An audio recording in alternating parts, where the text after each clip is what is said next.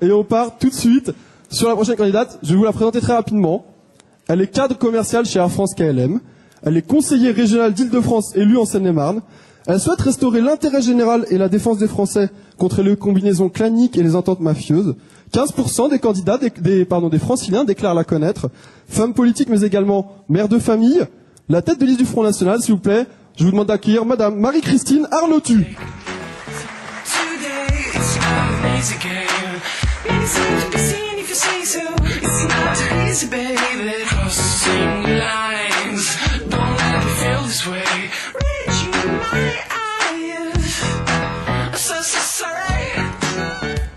Alors, voilà, Madame Marie-Christine Arnotu, merci beaucoup d'avoir accepté notre invitation sur ce forum des régionales de Sciences Po TV. Tout de suite, rentrons dans le vif du débat. Question que nous avons posée à tous les candidats qui sont venus jusqu'à présent. Si on devait retenir un projet dans votre programme, quel serait ce projet ? Un projet, écoutez, moi je veux arrêter d'accompagner la misère en Île-de-France comme ça se passe depuis 12 ans au moins, le temps que je suis conseillère régionale. Je veux redonner espoir aux Français, autant que faire se peut avec les possibilités du conseil régional, parce que je rappelle qu'on n'est ni en présidentielle ni en européenne, donc avec les compétences du conseil régional. Je veux rétablir à tout prix une solidarité en Île-de-France à travers les générations, ce qui n'est plus le cas. Donc, et puis surtout arrêter de communautariser et de dresser les catégories les unes contre les autres. Alors justement, comment on fait pour aboutir à cela ? Quelle proposition, quelle action concrète ? Je pense que d'abord il faut, comme dans tout débat, dans tout problème, une volonté politique d'appliquer. Exemple, moi ça fait, je vous l'ai dit, 12 ans que je suis conseillère régionale et je dois dire qu'à part notre groupe, qui a été force d'opposition bien sûr, mais surtout force de proposition, puisque je vous engage moi à regarder sur Internet notre site du Conseil régional, nous avons proposé 2000 amendements en 6 ans, ce qui est quand même énorme. Quant aux autres partis politiques, vous savez, ils vont vous la jouer, on se déteste, on propose des choses différentes les uns et les autres, mais je vous assure et je vous garantis qu'au final, moi j'ai vu voter l'UMP, toutes les propositions à 10% près, parce que ce serait malhonnête de ma part de vous dire 100%, ils ont voté toutes les propositions du Parti socialiste et des communistes et des Verts. Donc moi, je suis force de proposition dans beaucoup de domaines, c'est-à-dire qu'en matière de subventions, je crois que le monsieur avant moi en a parlé, il y a un saupoudrage de subventions qui sont faites un peu à tout le monde. Ça s'appelle en politique le clientélisme. Moi, je veux donner l'argent des impôts. Je rappelle que les 4,5 milliards de budget du Conseil régional, c'est l'argent des impôts des franciliens. Je veux le répartir peut-être dans moins d'associations, peut-être dans moins d'actions, mais dans des actions volontaristes qui peuvent aider, je pense, aux personnes âgées. Je pense beaucoup en ce moment aux sans-abri qui crèvent dehors. Moi, ça me fait honte d'être dans une région où on crève encore sur le trottoir en plein hiver. Je veux penser aux lycéens, même si c'est pas la mission de l'État, de la région, mais pour le coup la mission de l'État, pour qu'il ne se passe plus ce qui se passe dans les lycées, en Île-de-France particulièrement. Donc je veux rétablir la sécurité pour qu'ils puissent étudier et pour que les profs, accessoirement aussi, puissent exercer leur métier en paix. Je pense aux handicapés, puisque vous ne l'avez pas dit dans votre introduction, mais dans mes 3 enfants, je suis maman d'une fille handicapée, donc je sais ce que ça veut dire la galère du handicap pour eux et pour les familles. Voilà, il y a beaucoup de choses à faire en Île-de-France, mais pour ça, il faut des axes prioritaires, il faut une volonté politique d'appliquer ces idées, il faut avoir l'honnêteté aussi de dire aux gens qu'on ne peut pas tout faire, et ça j'ai beaucoup lu les professions de foi de mes adversaires politiques. C'est les bisounours, on va tout faire, c'est magnifique, dès que je suis au pouvoir, je fais autre chose. Oui, mais eux, ils n'avaient qu'à le faire. Et nous, encore une fois, je vous renvoie à toutes les propositions que nous avons faites. Donc, plus nous serons nombreux au Conseil régional, plus nous serons en mesure de faire entendre la voix des Franciliens. Merci Marie-Christine Arnotu. Tout de suite, l'étape préférée de notre public. Enfin, j'ose l'espérer, puisque moi, c'est ma préférée. À côté de vous, un bocal, des papiers. Le jeu est très simple, vous en pionchez un, vous me le passez et je lis une question. J'espère qu'elle n'est pas aussi longue que le papier. Non. Merci. Alors, je découvre toujours la question en même temps que vous, j'ai aucune idée des questions qui peuvent avoir été posées. Une question sur le Grand Paris. Nicolas Sarkozy souhaite développer le Grand Paris, sorte de super région aux pouvoirs étendus. Êtes-vous favorable à une telle structure qui viendrait concurrencer les pouvoirs du président de la région Île-de-France? Mais écoutez, moi je poserai pas la question en termes de concurrence entre la région et l'État, parce que ça aussi c'est le grand jeu. L'État renvoie les fautes sur la région et la région renvoie les fautes. J'entends Madame Pécresse renvoyer toutes les fautes sur Monsieur Huchon et vice versa. Non, pour nous aujourd'hui déjà, en termes de transport, tout de suite, parce que le Grand Paris, je rappelle que c'est 2035. Or, je pense qu'aujourd'hui, nous avons tous des problèmes de transport au quotidien. Et nous ne souhaitons pas déconnecter les transports du logement. Compétence aussi régionale, même si elle s'est autoproclamée compétente en matière de logement, elle est compétente en matière de logement. Donc moi je crois, vous l'avez dit, je travaille, et comme beaucoup des gens que je vois autour de moi, notre principale préoccupation, ça va être d'essayer de rapprocher les lieux de travail du logement. Alors il y a plein d'idées évidemment qui sont développées dans notre programme, j'ai pas le temps de vous les exposer, mais ça c'est le premier point. C'est aussi, alors je sais que là je suis le mouton noir des candidats quand je parle de voiture, mais c'est quoi? C'est l'arrêt des 5 minutes? Ça c'est le ring final. Alors, je vous laisse quand même terminer. Laissez-moi terminer quand même, et puis je repars tout de suite sur le Grand Paris. Le Grand Paris aujourd'hui c'est quoi? Le Grand Paris aujourd'hui pour moi c'est des pôles de compétitivité qui sont basés sur l'économie, sur le fric, sur le financier. Et puis ça s'arrête là. Et puis après, on fait un grand train fantôme, le grand 8 de Christian Blanc. Donc non, moi je ne pense pas que ça corresponde du tout aux attentes des Franciliens. D'abord parce que c'est dans longtemps, et puis parce que c'est l'aménagement du territoire, bien sûr, mais c'est pas l'aménagement et en tout cas l'amélioration de la vie des Franciliens au quotidien. Merci pour votre réponse, presque dans le temps imparti, donc c'est parfait. On passe tout de suite, je vous propose à la deuxième étape de ces 5x5, avec les questions du panel. Alors j'ai 3 questions qu'on va suggérer, donc je propose tout de suite à Myriam de poser sa question. Bonjour, donc je me présente, Myriam, étudiante en 2e année à Sciences Po. Alors je dois vous dire que j'ai été particulièrement marquée par l'une des lignes de votre programme électoral, dans laquelle vous parlez d'une politique culturelle décidée par une minorité oisive. J'aimerais dans un premier temps que vous explicitiez, excusez-moi, ce terme de minorité oisive, les sous-entendus qu'il implique, et dans un second temps, votre politique culturelle adéquate selon vous, votre vision d'une politique culturelle. Merci.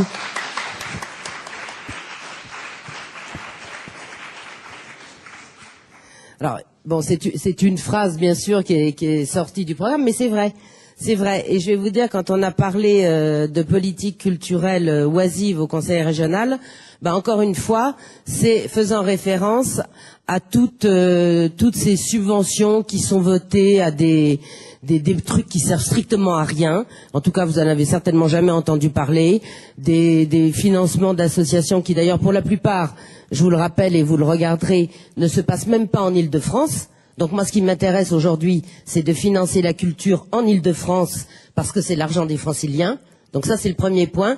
Donc quand j'ai dit minorité culturelle oisive, j'ai pas en tête la phrase exacte du programme, je peux la reprendre si vous voulez, mais c'était forcément ça, parce qu'on a été amené à subventionner dans le chapitre culture des trucs qui n'avaient absolument, et je dis trucs volontairement, qui n'avaient absolument rien à voir avec l'Île-de-France. Alors moi, qu'est-ce qu'on veut, nous, pour l'Île-de-France, en termes de culture? Dans les compétences régionales, en termes culturels, il y a le patrimoine. Or, que ce soit à Paris ou dans tous nos départements d'Île-de-France, moi j'y vais évidemment beaucoup plus en ce moment, parce que bon, j'ai arrêté de travailler pour faire ma campagne, et je vois, on était même je vais vous dire, une ville qu'on pense être extrêmement restaurée avec beaucoup d'argent, c'est Versailles. Eh bien pour le coup non, moi j'ai été très surprise de voir à Versailles samedi des bâtiments qui tombaient en ruine. Je pense que là c'est le devoir de la région de les rénover, de favoriser aussi, parce que vous avez des tas d'artistes en Île-de-France qui ne sont pas subventionnés, qui rament dans leur coin, quelquefois qu'on appelle même les intermittents du spectacle, qui ont énormément de talent. Ceux-là, on s'en fout. Et je vous dis ça en connaissance de cause, puisque nous, on les a vus venir faire des demandes de subventions, elles ont été refusées. Donc voilà, pour répondre à votre question, moi, ma préférence en matière de culture, c'est le patrimoine, c'est restaurer tous les magnifiques monuments qu'on a à Paris, mais pas seulement à Paris, dans toute la région. Des gens qui d'ailleurs le font pour la plupart par eux-mêmes, ou bien qui sollicitent, on le voit dans des villages, l'aide des habitants, d'ailleurs les impôts des habitants. Moi je trouve qu'il y a assez d'impôts sur le Conseil régional Île-de-France si on en a la volonté, pour pouvoir le faire avec l'argent de la région. Merci. Je propose une deuxième question à laquelle je vais vous demander de répondre en 1 minute, puisqu'on a encore une autre question après. Donc le panel a plein de questions. Oui, je vois. Donc une question de Victor. Bonjour, effectivement, Bonjour. je m'appelle Victor. Vous parliez de Versailles, j'habite à Versailles, je suis étudiant en terminale au lycée Hoche. Et on lit souvent, le slogan de votre programme, de votre élection, c'est les Français premiers servis, ou on lit aussi souvent dans la rue, sur Internet, les Français d'abord. J'aimerais que vous définissiez clairement ce que vous entendez par être français dans ces tracts. Des questions précises, ma foi, de la part du panel. Mais c'est bien. C'est bien, en plus je trouve que c'est des questions tout à fait légitimes. Je vais vous répondre et je vais vous répondre d'autant plus à l'aise. Alors je sais pas si je vais tenir dans la minute, mais c'est quand même une question passionnante aussi. Et je pense que on a droit à une réponse claire et précise. Moi, je suis d'origine étrangère. Mon père est d'origine roumaine, ma mère d'origine italienne, et je suis la première française de la famille, voyez-vous, puisque mes parents ont été naturalisés français après moi. Donc sur ce sujet-là, quand je dis les Français premiers servis, je vais parler de mon slogan à moi plus que du national, puisqu'on est dans du régional. Pourquoi je dis les Français premiers servis? D'abord, une précision si tant est qu'elle soit utile. Quand je dis Français premiers servis, évidemment, c'est quelle que soit l'origine, la religion, je m'en fiche de ça, parce que je vous dis encore une fois, moi à ce moment-là, il faudrait que j'aille me justifier sur mes origines. Français premier servi, pourquoi? Parce qu'encore une fois, je l'ai là, et je vous le laisserai si ça vous intéresse, ou vous le téléchargerez sur mon site de campagne. Il y a 530 millions de subventions qui sont données par la région Île-de-France à des associations étrangères. Alors, moi, chacun a le droit de penser ce qu'il veut. Moi, je trouve que quand on est dans une région où un francilien sur 10 en Île-de-France vit avec moins de 788 € par mois, c'est les stats qui sont consultables sur le site. On va aller jusqu'au bout quand même si vous voulez bien. Un francilien sur 10 qui vit avec moins de 788 € par mois, des mères de famille particulièrement monoparentales qui n'ont pas de quoi payer la cantine de leur môme ou qui sont obligés de quémander pour pouvoir payer la crèche, oui, moi je vous le dis franchement, en face, je préfère que ces gens-là soient servis en premier. Je pense aussi, parce que c'est dans notre région, tout est plus cher. Tout est plus cher. Je vous parlais des personnes âgées tout à l'heure. C'est vrai que le minimum vieillesse, pour moi, je trouve ça honteux. Je trouve ça honteux. Il y a plein de sujets d'ailleurs sur lesquels j'ai honte en Île-de-France. Ça, moi, je l'accepte pas. J'ai fait les maraudes dans Paris, j'ai vu les sans-abri crever dans la rue. Je trouve beaucoup d'étrangers d'ailleurs qui venaient d'Europe de l'Est, et j'ai même parlé roumain avec eux. Je vais vous dire, je trouve pas ça non plus tellement honnête de la part d'une région d'accueillir ou de faire croire qu'en Île-de-France c'est bien meilleur qu'en Roumanie, pour prendre l'exemple de la Roumanie, et de voir ces gens dans cette désespérance sur nos trottoirs. Ils n'ont pas de boulot, ils n'ont pas de logement, mais les nôtres non plus. Voilà. Donc je dis, moi, les Français premiers servis, ce qui ne veut pas dire, d'ailleurs, vous l'aurez remarqué, que s'ils restent après, on a un budget, s'ils restent après, bien sûr, si je peux aider tout le monde, moi je serais ravie. Mais là, aujourd'hui, on n'a pas les moyens de la politique des autres. Voilà. Merci de votre réponse. En tout cas, j'espère que vous n'avez pas honte d'être sur le plateau de Sciences Po TV aujourd'hui. Pardon? J'espère que vous n'avez pas honte, en tout cas, d'être sur le plateau de Sciences Po TV. Non, au contraire, j'en suis très fière, et je suis très fière de ces questions, parce que je pense qu'elles ont le mérite, j'espère en tout cas, de clarifier des positions du Front National qui, quelquefois, peuvent être mal comprises. C'est bien l'enjeu de ce débat. Merci.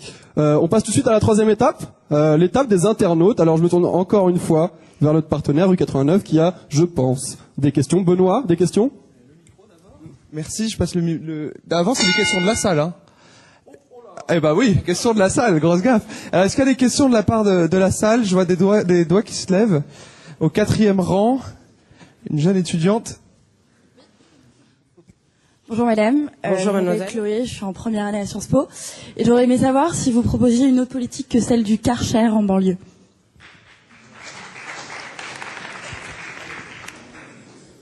Écoutez, déjà, la politique du Karcher, excusez-moi, mais je pense que ça a été beaucoup dans les mots, et de toute façon, par définition, c'est un mot qui me plaît pas. Donc, je vous dis franchement, je pense que les grandes menaces, les grandes paroles, tout ce qui est la tchatche en politique, comme ailleurs d'ailleurs, mais particulièrement en politique, c'est pas ma tasse de thé. Non, mais je pense, par contre, mais là, pour le coup, très honnêtement, c'est pas de la compétence régionale, la sécurité. En tout cas, ça ne le devrait pas. Puisque la sécurité, c'est la première des libertés. Voilà, on a dans notre constitution liberté, égalité, fraternité. Je pense qu'on pourrait avoir aussi accessoirement droit à la sécurité.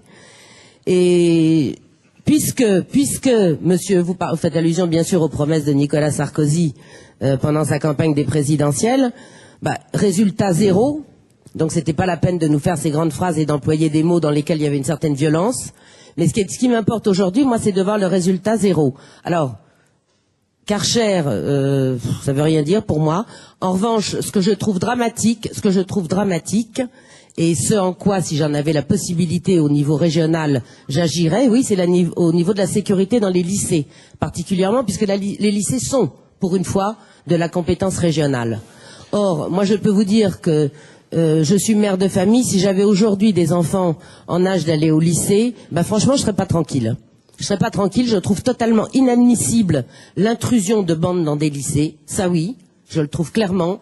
Je trouve que c'est même honteux de la part de l'État de ne pas arriver à assumer sa première démission. C'est pour ça, je vous rappelle que nous sommes aujourd'hui, qu'est-ce que nous proposons, nous, la carte infalsifiable dans les lycées, puisque on espère que pas tout le monde puisse rentrer comme ça dans un lycée comme dans un moulin, mais ça ne suffira pas. Ça ne suffira pas, puisque vous voyez qu'ont été mis sous l'impulsion du Front National, on a eu beau mettre des caméras de vidéosurveillance à l'entrée des lycées, des murs, tout ça, ça sert pas, ça sert pas. Il y a d'autres questions. Nous, juste je termine pour répondre clairement à mademoiselle et pas avoir de langue de bois, nous demandons aujourd'hui, il y a une police des transports au Conseil régional, nous demandons une police des lycées qui soit en mesure de suivre les délinquants, puisqu'ils sont tous multirécidivistes. Tous. On les connaît tous. Juste pour que les lycéens puissent avoir accès au lycée tranquillement et que les parents aient pas la peur au ventre quand leurs gosses vont au lycée le matin. Merci. Une deuxième question au fond de la salle. Une deuxième question et on espère que la réponse sera courte. Merci. Merci. Monsieur Grémiche. Madame Arnautu, je vais vous parler d'un thème qui est cher au Front National et qui vous touche plus particulièrement étant fille d'étrangers, de personnes issues de l'immigration. Alors je vais vous parler d'une manifestation et avoir votre avis sur le sujet. Une manifestation qui est une réaction aux propos de Brice Hortefeux à Seignos au sujet des Auvergnats. Le 1er mars aura lieu la journée sans immigrés, une manifestation qui invite les immigrés, les Français issus de l'immigration, à ne pas aller travailler et à ne pas consommer.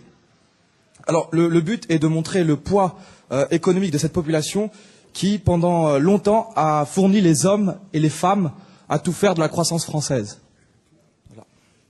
Donc votre question, c'est quoi? Votre question, s'il vous plaît. Votre avis sur cette manifestation qui aura lieu le 1er mars. Merci. Alors je vais vous décevoir ou pas d'ailleurs, hein. Mais pour moi c'est pas, je veux dire, ça veut rien dire. Bon, on va faire une journée comme ça, on va faire une manifestation, ça réglera pas le problème. Sur le problème de l'immigration, vous avez raison, parce que la génération de mes parents, comme beaucoup d'ailleurs, ce sont des gens qui sont venus en France, qui ont trouvé un boulot tout de suite, qui n'ont pas eu d'aide sociale de qui que ce soit. Moi, mon père parlait pas du tout français, il s'est inscrit à l'Alliance française. Bon voilà, mais il y avait du boulot. Tous les Polonais qu'on a fait venir dans les mines pour travailler dans les mines dans le Nord, il y avait du boulot. Aujourd'hui, c'est totalement différent le problème. Moi, je vous ai dit tout à l'heure, l'origine des gens, et je suis très claire et je vous le répète, ne me pose aucun problème. Tout le monde est égaux à ce niveau-là, égal à ce niveau-là. Maintenant, je comprends pas le sens de votre question, parce que si c'est de dire que, comme on entend la plupart de mes adversaires politiques d'ailleurs, vous mentent, parce qu'ils vous disent mais allez, il faut recevoir tout le monde, il faut être accueillant, la France est une terre d'asile, mais oui d'accord, mais sauf qu'on n'en a plus les moyens. On n'en a plus les moyens. Aujourd'hui, il n'y a déjà pas de boulot pour les Français, il n'y a pas de boulot pour les étrangers en situation régulière. Alors comment voulez-vous qu'on soit en mesure d'accueillir encore d'autres gens qui de toute façon vont être plus malheureux ici? Il y a l'exemple de Sangatte, il y en a plein comme ça. Je veux dire, on n'est pas en mesure quand même d'accorder une vie correcte à des gens qui viennent dans notre pays, c'est pas possible. Mais pourquoi ça? Attendez, il y a 2 délocalisations en termes de France, parce que je vais vous dire, il y a aussi une mesure dans notre programme, excusez-moi, mais qui est importante en termes d'entreprises qu'on appelle nous les entreprises voyous. C'est-à-dire qu'aujourd'hui, les entreprises qui jouent les saintes nitouches là, quand on leur met la main dessus, qui engagent les clandestins, qui les font travailler bien sûr à des niveaux beaucoup moins chers que les Français, eux aussi ils cassent les prix et cassent l'emploi. Donc voilà, nous on les condamne autant et on a demandé dans notre programme que soit introduite une clause dans les marchés publics d'Île-de-France pour que aucune entreprise ayant employé ou employant des clandestins soit admise à participer à un appel d'offres. On va passer.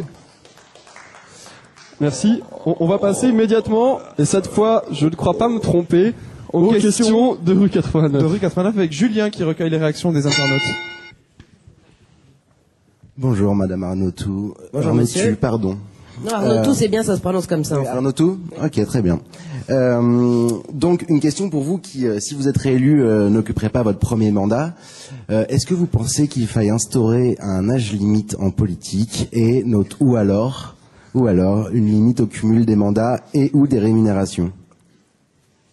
Il y a deux questions. Il y a deux questions. Bon, à l'âge, je pense que je vais pas beaucoup vous étonner en vous disant que moi je suis contre tout système de quotas. Par contre, je suis pour la compétence des gens. Donc, c'est vrai que pendant longtemps, la politique, bon, ça a été quand même un peu âgé, on va dire. Donc, qui est des jeunes, moi j'en suis ravie. Vous savez très bien qu'il y en a. Moi, je suis contente d'ailleurs en Ile-de-France parce qu'on a renouvelé au niveau des jeunes. Non, je pense que la limite d'âge, ça veut rien dire. Cumul des mandats, oui sûrement, parce que. Et puis il y a deux choses aussi. Et là, je veux dire, je parle un peu pour ma propre paroisse. Je trouve aujourd'hui, c'est pratiquement impossible d'exercer une profession et d'avoir un mandat en même temps. Et ça, je trouve ça très dommage. Pourquoi ? Parce que finalement, encore le mandat de conseiller régional, bon, on y arrive à peu près, c'est du sport, mais on y arrive. Mais la plupart des autres mandats, on peut pas. Et je regrette beaucoup parce que, puisqu'on est un élu politique, il peut vite se déconnecter de la vie au quotidien. Et dès lors que vous vivez dans une espèce de bulle politique, ça c'est valable pour tous les partis politiques, et ben forcément, ben vous vous déconnectez de la vie au quotidien. Et alors il reste après que les campagnes électorales pour retrouver les autochtones et se dire ah bah tiens, moi quand j'entends par exemple, il me fait rire Jean-Paul Luchon quand je le vois dans ses campagnes où il dit je suis allé en banlieue dormir à l'hôtel et j'ai pris le métro. Ben oui, sauf que les 7/8 des Franciliens ils prennent le métro et ils dorment en banlieue tous les soirs. Voilà. Donc non.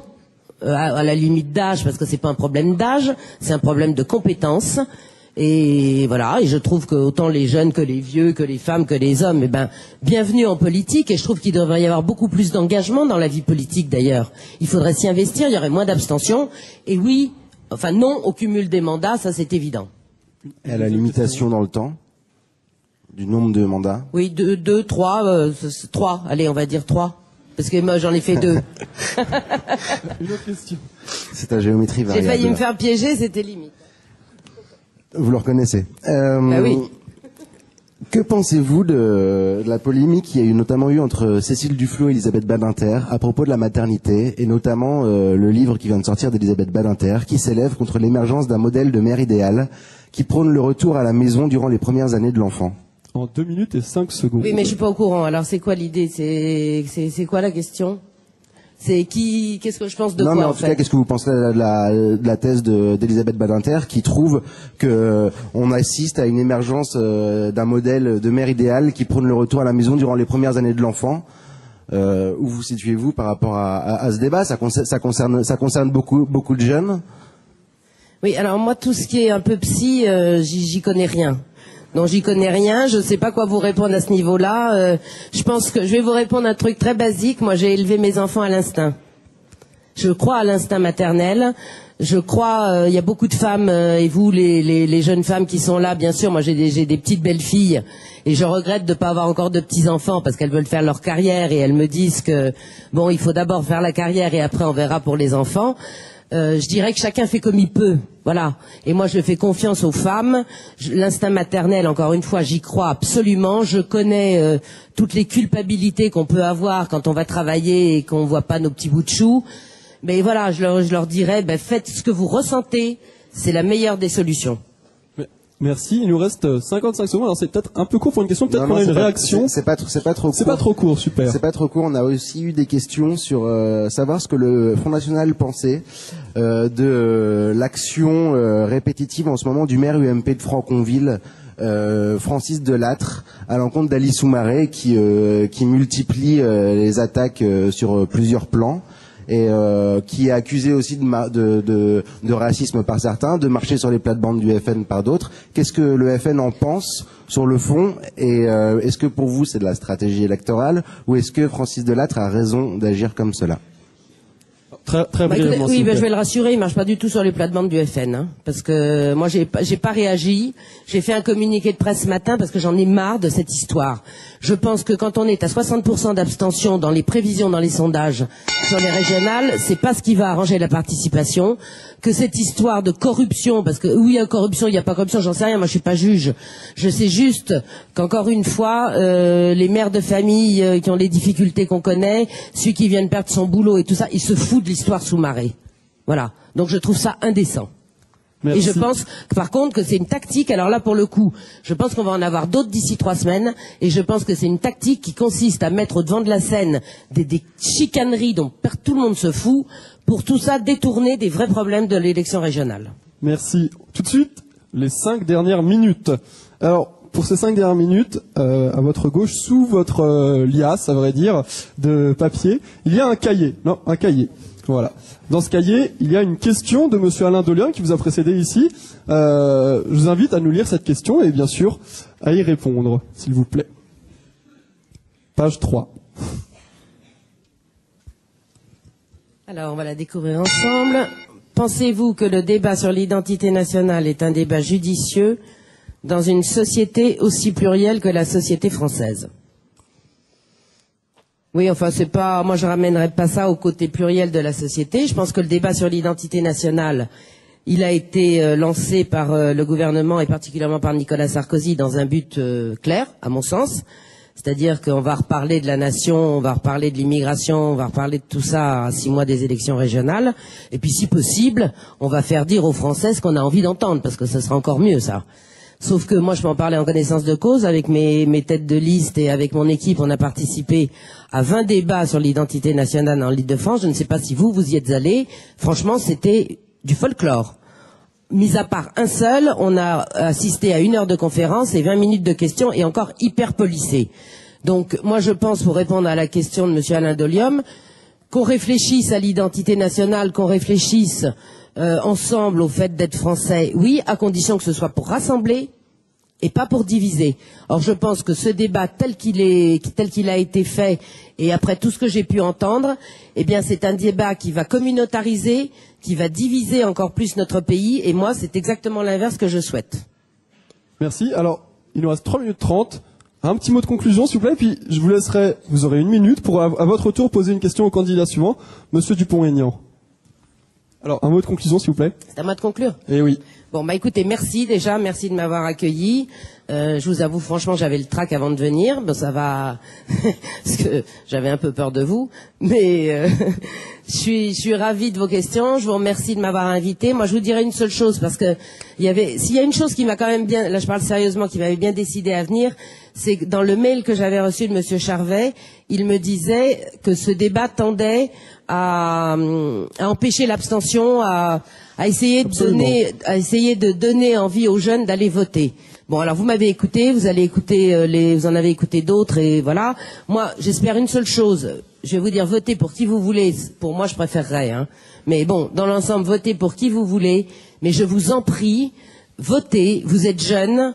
Le vote, c'est vraiment la liberté. Ce petit bulletin de vote, c'est une liberté. Ne croyez pas qu'en vous abstenant, vous râlez ou vous montrez une certaine désapprobation de la classe politique. C'est exactement le contraire. Je vous dis ça parce qu'encore une fois, moi, je sais ce que ça veut dire manquer de liberté. Donc, cette liberté de voter, utilisez-la. Ne croyez jamais que les choses sont irréversibles, parce que tout peut changer.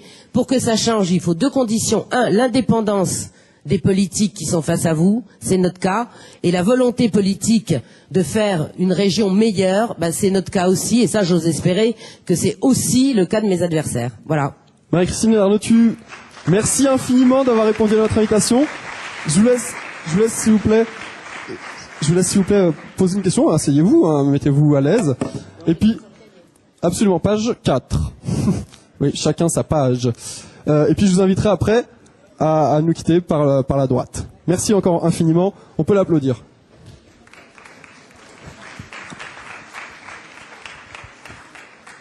Et musique.